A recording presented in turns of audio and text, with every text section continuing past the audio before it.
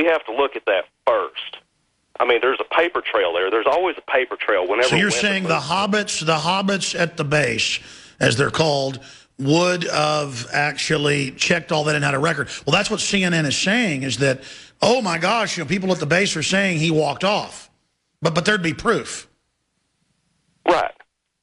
So another thing, I don't see how he could have possibly fell behind on a patrol. Any squad leader worth his salt's never going to let anybody outside. I mean, accountability is a huge thing in the military. I'm just not buying it.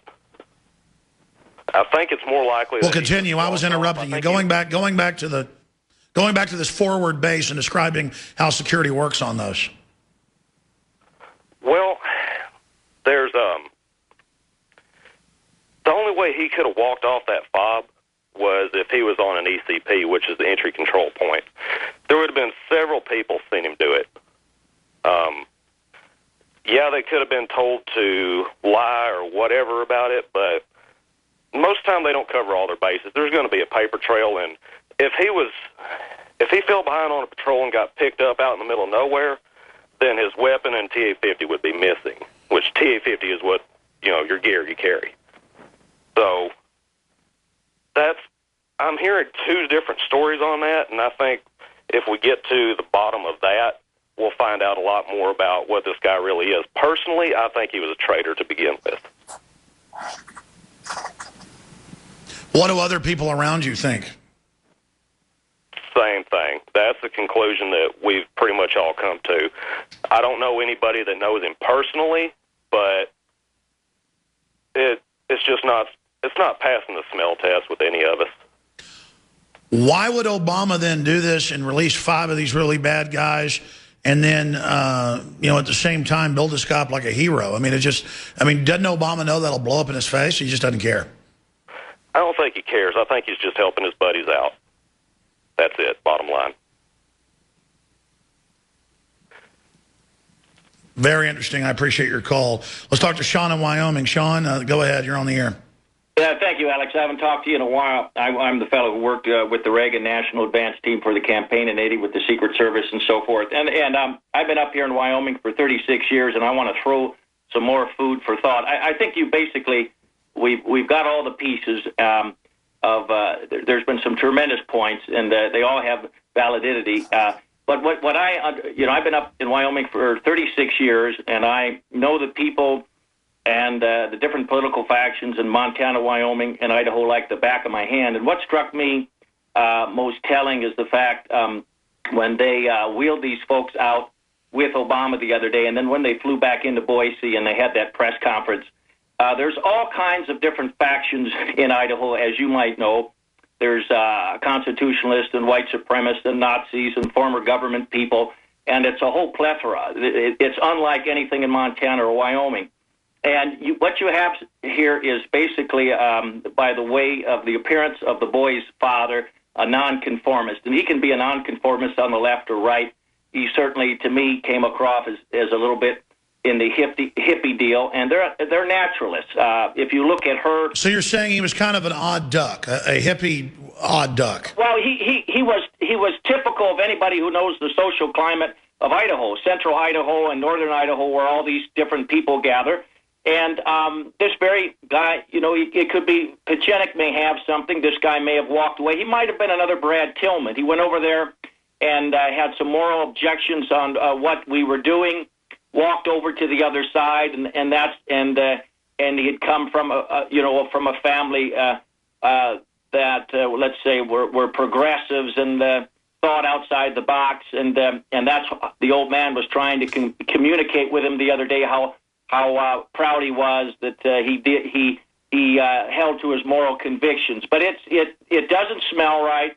It's just part of a continual of PSYOP, whether it's in Santa Barbara or Newtown or this deal. And it's obviously, the first thing that hit me was the fact that it's a major distraction from the VA. We've got our own problems here in Wyoming, down at the base in Cheyenne, Fort Waring, and then the fact that they came from Idaho. And, it's just very interesting, and it's just another PSYOP as far as I'm concerned.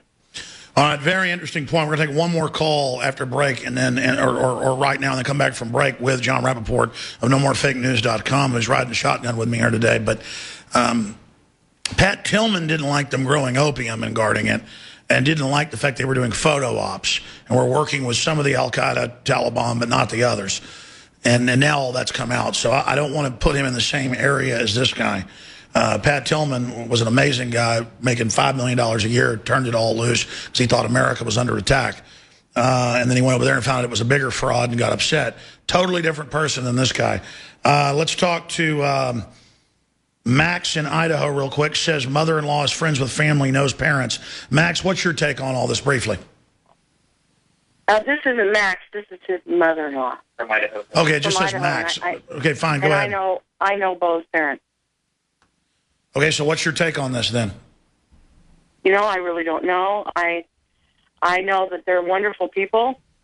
I believe that Bo's father grew a beard and began to speak Arabic right after Bo was captured because I think there was nothing more than just he wanted to support. So he was doing it through son. solidarity. Stay there, ma'am. Don't hang up. Well, what's your name, ma'am? Susan. Okay, Susan, stay there. And then we're going to get Rappaport and ask you a question as well. And then that's it. I got to stop taking calls on the this. corrupt two-party failure.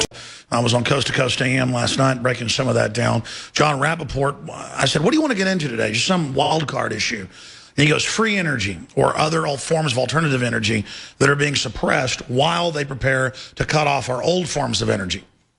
And he's really got a lot of intel on that. We're going to spend a lot of the next hour on that subject. If you go up to drudgereport.com, it's now scrolled down to the bottom right-hand side. You can find an article that we put out last night. And it says, in the U.S., 4 major news networks, 0 Bilderberg 2014 coverage.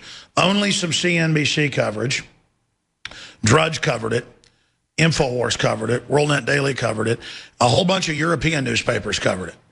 But no news in the U.S. other than one cable network. And that's because people want to know about business, so it was business news. And it's just incredible that not even Fox News would cover this. Last year, Napolitano did cover it when he was filling in on one of the shows on Fox Business. So, again, that's why they're becoming obsolete. Is because they won't talk about world leaders meeting in secret when the world leaders brag in their own minutes and told German news that they're more powerful than Davos. So I'm going to get Rappaport's take on that. John Rappaport coming up, riding shotgun with us. Briefly here, going back to Susan, says she knows the family. Any other points you'd like to make on this whole situation with the so-called, prisoner of war release, Bo Bergdahl? Go ahead. Well, my take on it, I've known the kid since he was a little boy. I've known Bob and Janie forever. My daughter went to school with Bo. He was just nothing more than I think that he just wandered off because I think he got over there and he was scared. He didn't want to be there. I think it's very innocent. I think he was brainwashed as far as I'm concerned because if you knew the valley that we were all raised in, it's a very simple valley, and there's nothing to be scared of, to be raised there. You're just raised, and the boys either go off to service or they go to college. And Bo decided to go to the service, and he got caught up in something that he wasn't prepared for. And I think it's nothing more or nothing less than that. Ma'am, I'd like to put you on hold, and I believe you who you say you are, but check that as a journalist to make sure it's on record, and have you on the nightly news tonight to talk about the family, to talk about the town, and to reach out to the family. Because I'm saying he could have been a deep cover agent, could be a hero infiltrating, could be what Pachinik says, deserting and, off the reservation. Could have been grabbed. We don't know. It's just I don't believe anything comes out of Obama's mouth, and I don't know why they'd bring all this out now. It's a very sophisticated question. I'd like to get the truth out. So if you can reach out to the family for us, I'd appreciate that. But I'm going to put you on hold, and if you do that, I'd like to get your name and number and see if we can have you, go public and document you are who you say you are so that we can get you to come on the nightly news tonight, okay? Thank you so much. Please don't hang up. So there you go, folks. We're just seeking the truth on this. With all the fake stuff we've seen put out, it just something isn't adding up. In closing on that subject, what do you make of what she just said, John Rappaport? Well, it's quite possible, Alex, that, as she says, he got in over his head. Some propaganda, whatever. He decided, okay, this is what I want to do. And then all of a sudden, when he got over there, he realized the situation was quite different. But the last thing I would say is, you bet it's quite different over there. It's quite different than anybody thinks it is until they... Let's come right back in 60 seconds. John Rappaport, I'm Alex Jones, Infowars.com. Follow us on Twitter, Real Alex Jones. Backup, PrisonPlanet.com. Spread the word, folks. We are the resistance. You are the resistance. Worldwide resistance. This is Leanne McAdoo for InfoWarsLife.com. I'm here with Dr. Edward Group, master herbologist and chief formulator behind the InfoWars Life products. Dr. Group, what have you been hearing from women who've started taking Super Female Vitality? You know, we've heard the reviews and feedback from Super Male Vitality, from emails to even excited callers on the radio. Now, the answer for women is here. A new formulation specifically designed for the female body, Super Female Vitality, delivers 10 key herbs that work synergistically to revitalize the unique biology of women. I'm so glad that you guys made this for women. When he brought me home the bottle of Super Female, it had tons of energy, tons of motivation.